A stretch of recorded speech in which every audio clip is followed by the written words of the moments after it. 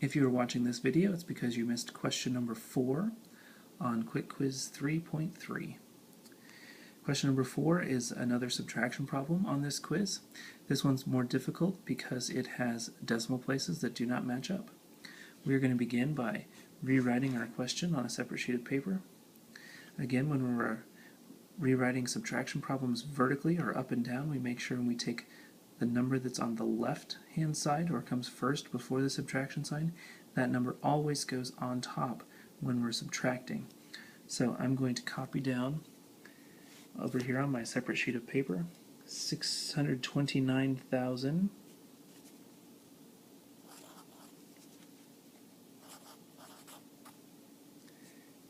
813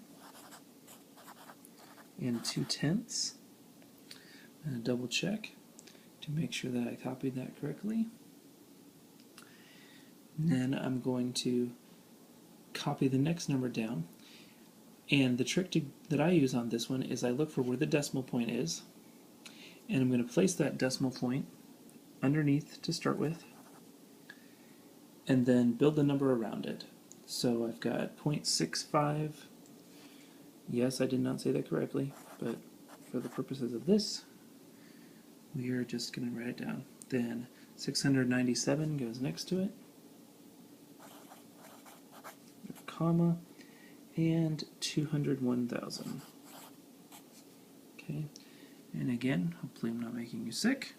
We are double checking our work because it is always better to double check before you get started and then realize that after you've done the whole problem and wasted all of your time that you messed up writing it down. Alright, as Handy Manny says, measure twice, cut once. Okay, we're going to add a 0 in here to hold the place value.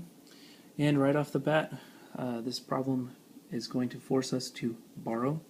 So I'm going to start here and borrow from the 2, make that a 1, and this becomes a 10. 10 minus 5 is 5. I can't subtract here, so I'm going to have to borrow again. This becomes a 2. This becomes an 11. 11 minus 6 is 5. Okay, because our decimal points are all lined up, we can just drop the decimal point like we're supposed to. 7 minus 2 we cannot do. We've got to borrow again. Makes that a 0. Makes this a 12. Let's see, 12. 12 minus 7 is 5. 9 from 0 we can't do, so I need to borrow again. Makes this a 7. Makes that a 10. 10 minus 9 is 1. 7 minus 6 is 1. Finally get to doing without borrowing. Drop our comma down to hold the place value. And 9 minus 1 is 8. 2 minus 0 is 2. And 6 minus 2 is 4. So our correct answer should have been 428,115 and 55 hundredths. Again, if we're looking for common errors, it's definitely in the borrowing, and if you didn't line up your decimal points to start with, there's a lot of messy borrowing in here. So I understand if you got a little confused, but hopefully you see where your mistake was, and you have better luck on the next time. Thank you for watching.